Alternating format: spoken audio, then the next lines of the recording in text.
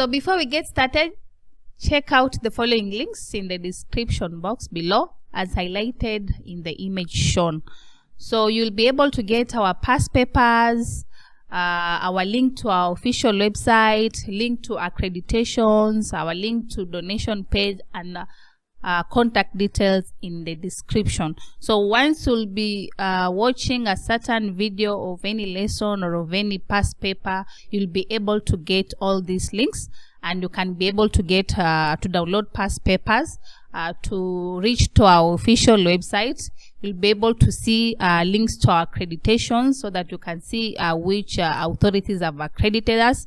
You'll be able to reach to our donation page as well as our contact details. Okay, welcome back to another lesson. We continue with our revision series. In this video, we want to continue from where we stopped last. We were revising on exam that was done in April 2024, Fundamentals of Finance. We stopped at question number 20 in our previous video. In this video, we want to look at question number 21, where I had mentioned that this is the new mode of testing where students will be required to choose from multiple choice questions. They choose the best answer. Let's go straight to our workings here. We begin with question number 21. You are told risk is best described by which of the following statement? How do you describe risk? Let's start with the bottom one. D. Treasury bonds are free from default risk. No, that one does not describe what risk is. Bond quality ratings do not show the probability that an issue of bonds falls into default. No. B. Risk can be reduced by investing in one class of security. Still no. A phrase total risk is synonymous with variability. That's correct. Risk is variability of the return from the investment. That is A. Risk is something you invest 100,000, then getting something above 100,000 you get 80,000. That means there is a risk of losing your money. The variation of return from investment, that is a risk. We move on to question number 22. You are told Uzuri Corporations had the following returns on its ordinary share over the past 5 years. Determine Uzuri Corporation average return and the standard deviation. Now, average return here, let's start with the average return. Average return, we just need to add them. That is -7 plus 10 minus 6 plus 25 plus 18 divided by 5. If you pick my calculator here, I will find that is -7 plus 10, then minus 6 plus 25 plus 18, that is 40. This is 40 over 5. That means average return is 8%. We look at standard deviation. Standard deviation, we shall have returns. We shall have return and we call it X. We have, this is -7, 10, -6, 25, then 18. Then we get X minus expected average return. -7 minus 8, you get -15. 10 minus 8, you get 2. -6 minus 8, you get -14. 25 minus 8, you get 17. 18 minus 8, you get 10. Then you square X minus X bar squared. This is 225. This is 4, 196, 289, 100. 100. This is 100 here. Then you add all of them. Yeah. When you add all of them, this will give you 814. Let's do it. I add this one. This is 225 plus 4 plus 196 plus 289 plus 100. That is 814. So if you are looking for standard deviation, is the square root of the variance. 814 square root of 814 square root of 814, that is, but it is square root of 814. I first divided by 5, sorry. 814 divided by 5, 814 divided by 5, then the square root. That is square root of 126. That give you standard deviation is 12.76. 12.76%. So the correct answer here is C, where it has a return of 8% and correct. That is the correct answer. 8% and 12.76.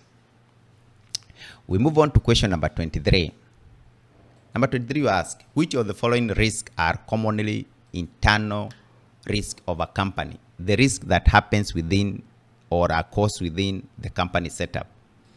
Economic risk is not a company risk. Market risk is not a company risk. Cultural risk is not a company risk. Therefore, automatically you are left with B. This one required you to think of risks that are internally. Economic is caused by external factors. But you see operation, financial risk, and human resource risk. Those are internal risk. Good. We look at question number 24. You are told which one of the following statement best explain the going concern concept. What is going concern? Going concern is the assumption that their business will continue in operation indefinitely. Yeah, it is going to exist. Therefore, let's look at the option that you are given here. Let's start with the bottom one. It reflects the price at which an asset and liability could be exchanged between knowledgeable and willing parties. No. The going concern concept of valuation is not about how you are going to extend this one. Is you continue presenting your business in a going concern way. That means that is not correct. It is used by a value investor to identify opportunities where the market price of an asset is lower than its intrinsic value, suggesting a potential investment opportunity. Okay, it's not really, because when you're talking about going concern concept of valuation, it's done by management. Therefore, the investors will consider the value of the asset in the stock exchange. B, this concept is relevant in situation where the business is facing financial distress. That is liquidation. No. It considers long-term potential of the business, taking into account its ability to generate future cash flows, maintaining profitability, and sustain operation. Correct. That is what we mean by going concern valuation. Consider the long-term potential of the business, taking into account its ability to generate future cash flows, maintaining profitability, and sustain operations. We move on to this is question number 25. You are told this question number 25.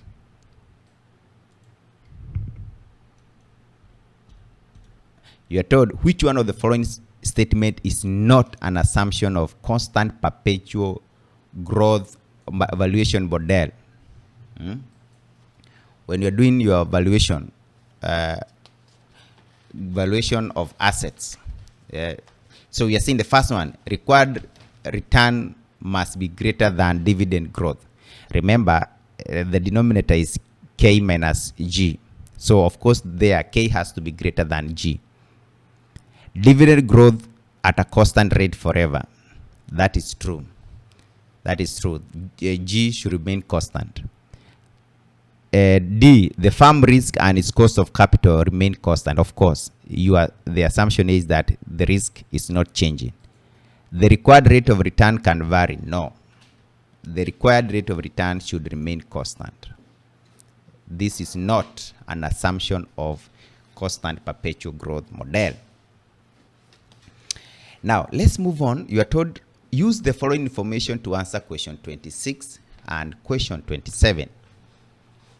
The Kirui Wanyoike Corporation dividends have been growing at a rate of 7%. That means the growth rate is 7% over the last 10 years.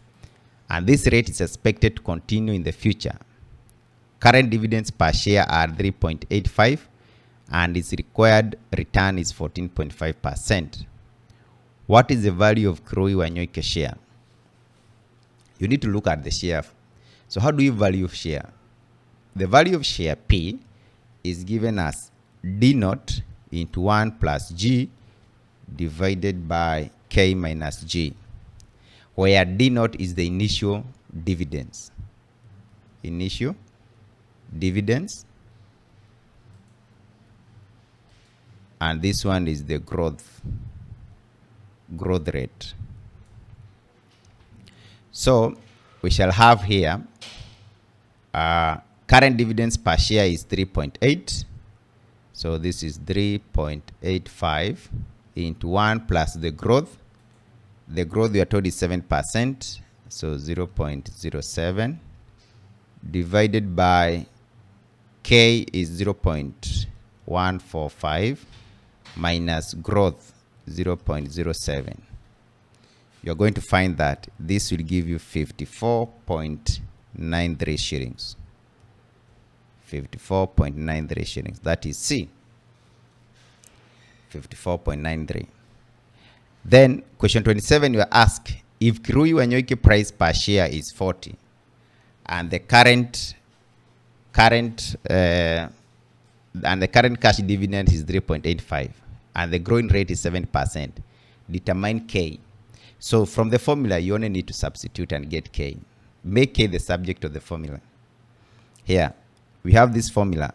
P is equals D naught into 1 plus G divided by K minus G. You want to get K. You are going to find that if I bring down here, you will find that K minus G is equals D naught into 1 plus G divided by P. Therefore, K itself will be D naught into 1 plus G divided by P plus G. Substitute 3.85 into 1 plus 0.07 divided by 40 plus 0.07. This one will give you 17.3%. This one will give you 73.3%. That is K. Good. We look at question number 28. Here you are told that determine the price of 1,000 face value 0 compound bond. 0 means it is not earning interest.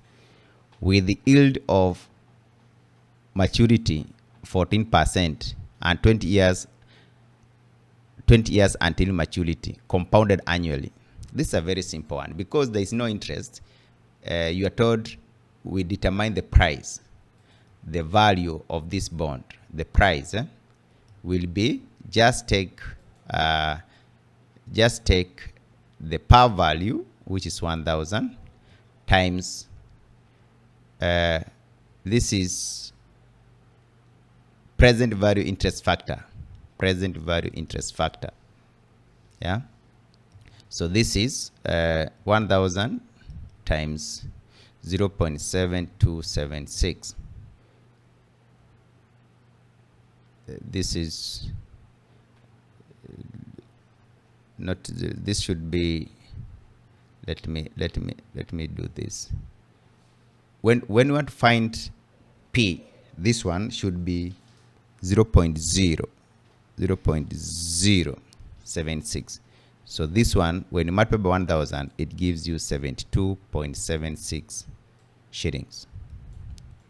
72.76. This is how to do. When you want to find this part, if you don't have the table with you, you take 1 over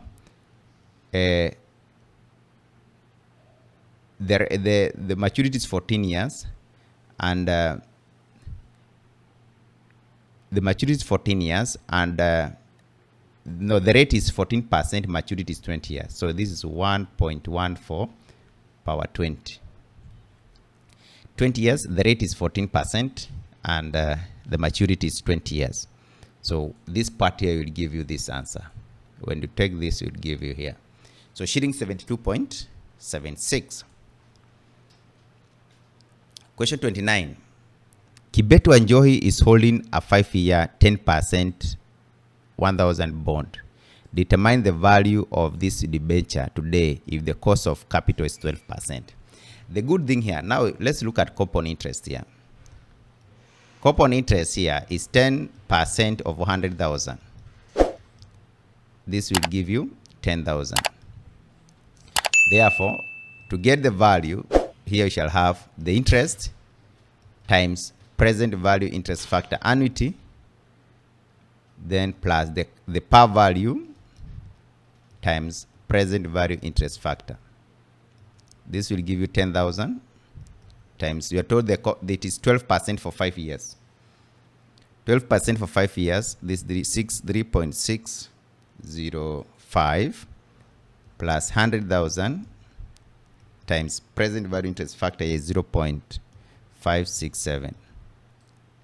You add these two. You have that 6,050 plus 56,700. When you add this, you will get is 92,700.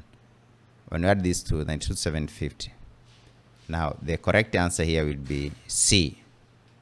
The small difference is because of the calculations of PVIFs between the rounding of the decimal places. But the rest, of course, they are not actually the correct one. So we look at question number 30. Question number 30, you ask, which of the following is best to describe the advantageous accounting rate of return? Which one? You see all of them they describe, but which one is the best? It is easy to calculate and understand. It's true, but is it the best? Let's check. Accounting profits used by ARR can be readily obtained from financial statement and does not require a lot of details, for example, cost of capital. It's true, but is it the best? ARR uses accounting profit instead of cash flow, yet accounting profits are affected by, you see, when you're saying already are affected by, you bring the negative part of it. Then it ignores times value of money. When you ignore time value of money, you bring the negative part of it. Even this one bring the negative part of it. So the correct answer is B. The accounting profits used by ARR can be readily obtained from financial statement and does not require a lot of details. For example, the cost of capital. So basically, that's how we were to attempt the next set of questions. And we are going to stop here. Follow-ups in our next video for us to solve the remaining questions. Otherwise, it's a goodbye. Thank you. So if you like this video, you can always enroll with us. You'll be able to access more of these revision sessions. And also you'll be able to find well done lectures or pre-recorded videos for all the KASNEB courses as well as CHRP. And in case of anything, you can always reach us out. We have our contact details on the screen. Feel free to call, feel free to WhatsApp anytime. So thank you, and let's meet in our next session.